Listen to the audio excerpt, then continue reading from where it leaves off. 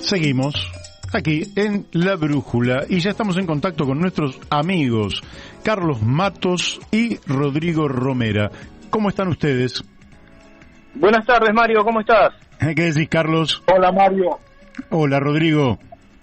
Para que los oyentes también vayan sabiendo a quién pertenece cada una de estas voces claras, que salen bárbaro para la radio. Hoy teníamos un tema realmente que es interesantísimo, porque ustedes preguntan por qué cuando se legisla en materia de discapacidad se hacen normas débiles. Yo les quiero decir que la pregunta la plantearía en estos términos: ¿qué son normas débiles? Y después vamos a cuando se legisla sobre discapacidad. Bueno, invertimos entonces, Mario, la idea. Normas débiles son normas que no pueden aplicarse o que tienen en su texto una hermosa formulación de reconocimiento de derechos, pero que después, como dice el paisano, el poncho no aparece. Uh-huh. Al momento de invocar ese derecho de hacerlo valer, nos encontramos con que no hay forma, con que hay cuestiones interpretativas.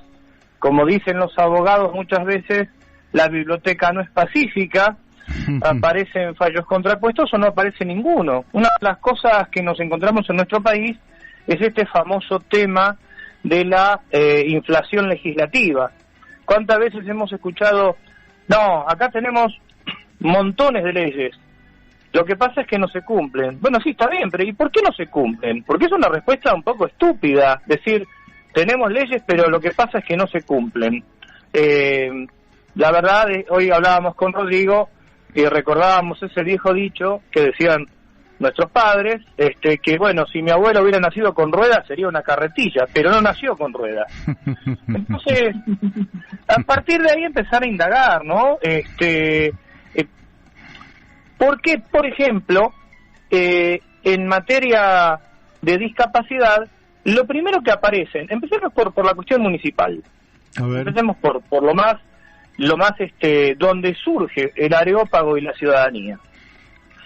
¿Por qué en materia de discapacidad? En general, una ley en sentido material es una ordenanza municipal. Sin embargo, sí, en materia de discapacidad, lo primero que aparecen son proyectos de comunicaciones o resoluciones. Las resoluciones dentro de la pirámide que él señala son consideradas normas, y la comunicación está ahí medio vidriosa. Acá podemos citar algunos ejemplos, Rodrigo. Sí, es una declaración. Cuando se hizo en Mar del Plata el proyecto de ley de intérprete de lengua de señas,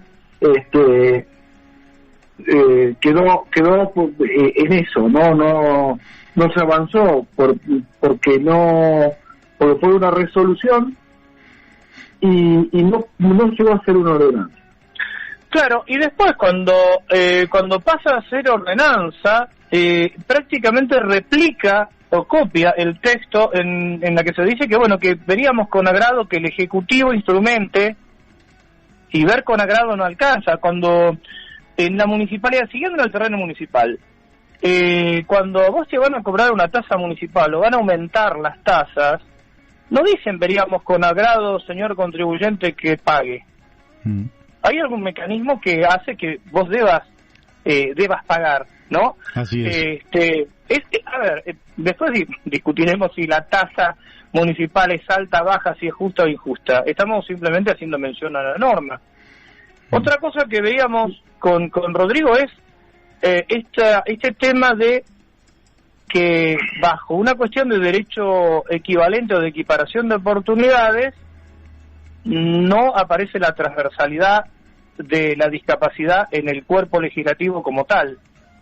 No sé si quieres ampliar a esa parte, Rodrigo. Claro, por ejemplo, cuando se hace una normativa integral para las personas con discapacidad, como por ejemplo la 10.592, cuando establece de que las obras sociales, las mutuales, las prepagas deben garantizar el transporte para las personas para el desarrollo de las personas con discapacidad, ¿no? Digo, y uno dice, ¿hasta qué punto se establece el desarrollo de la persona con discapacidad? ¿Y cómo se contrapone con, por ejemplo, la ley orgánica de las municipalidades, cuando establece que en las municipalidades deben garantizar el transporte público de pasajeros por colectivo a todas las personas? ¿Bien? Ahí nos encontramos con esto que decíamos en programas anteriores, ¿no? Rodrigo, que hablábamos, ¿te acordás de lo público? Si es público, tiene que ser para todos, ¿no? Así es. En cuanto al transporte. Claro, tiene que ser para todos. Y además la cuestión es, la municipalidad, entonces, ¿es el gobierno el que debe garantizar el transporte para todas las personas, inclusive las personas con discapacidad? ¿O en el caso de las personas con discapacidad, ya no dejan de ser personas y pasan a ser personas con discapacidad y hay una ley específica para ellos? Bien, entonces estas contraposiciones de la normativa, que por lo general ocurren porque no hay transversalidad en las normas, o sea, no hay la concepción de transversalidad de la discapacidad en todas las normas. Entonces se hace una ley específica integral para las personas con discapacidad. Es como que las encajamos, la encuadramos en esa ley y listo.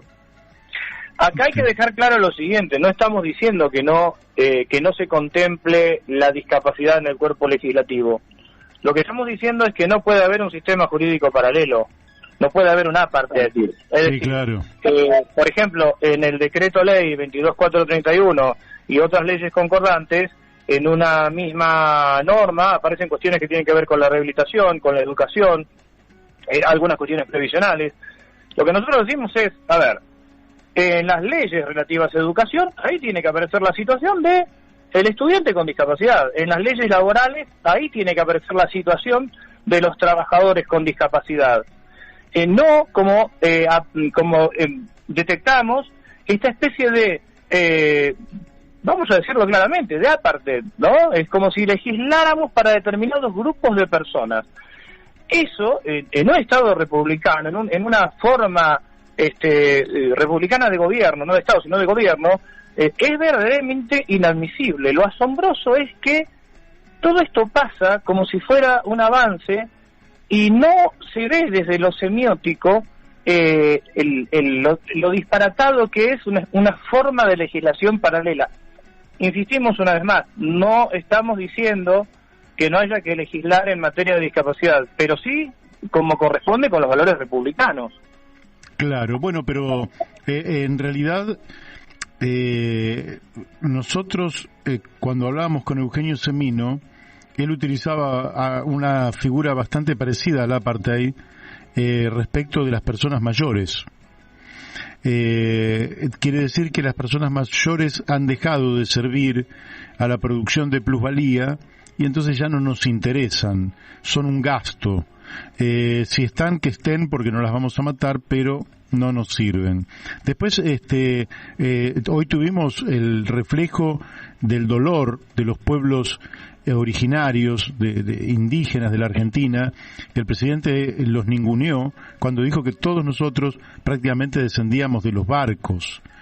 Está el tema de la discapacidad que plantean ustedes, pero podríamos incorporar el problema de la pobreza estructural, ya no una pobreza circunstancial porque 2 meses estuviste sin trabajo, sino una pobreza absolutamente estructural que va avanzando sobre niños que también están sufriendo un apartheid. Parece que la sociedad argentina empieza a construirse para pocos, o si no pocos, por lo menos para un sector social que no debe superar los 20 millones de personas, y el resto da la impresión de que está como material sobrante. ¿Cómo lo sienten ustedes?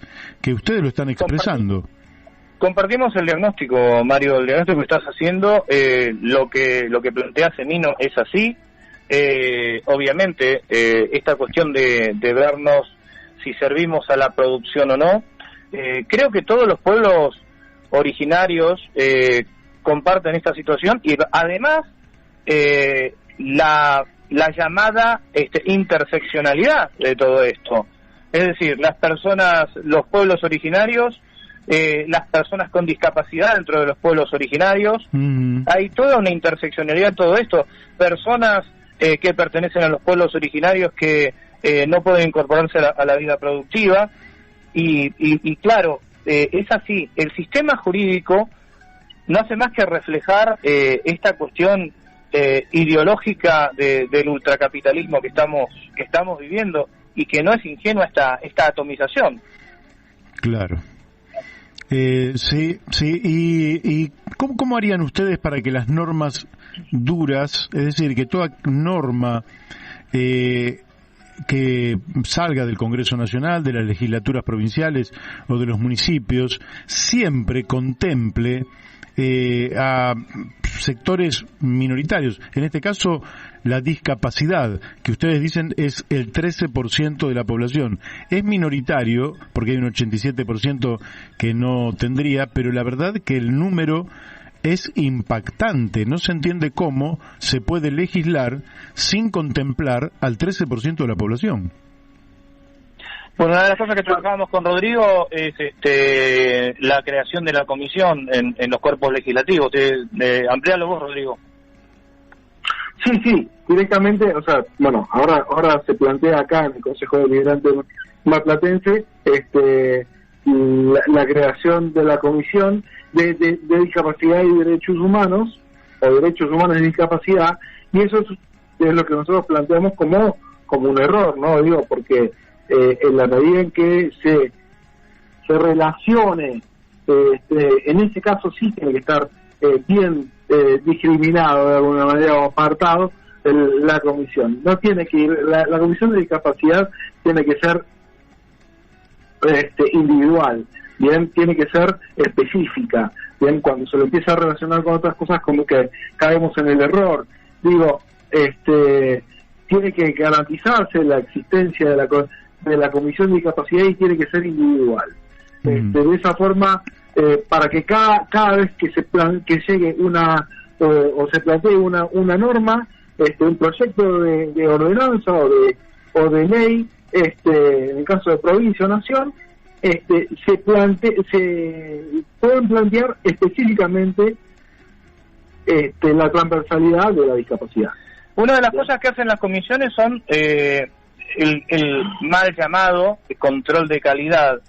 Cualquier norma, porque cuando nosotros promovemos la creación de la Comisión de Discapacidad dentro del Consejo acá en Mar del Plata, lo que siempre aclaramos, Mario, no es para crear normas específicamente en temas de discapacidad, sino para que cada vez que surge una norma, pase por esa comisión y esa comisión controle y verifique que esa norma se ajusta a los términos de la Convención Internacional de los Derechos de las Personas con Discapacidad, a todos los tratados internacionales y a la axiología propia de la Constitución.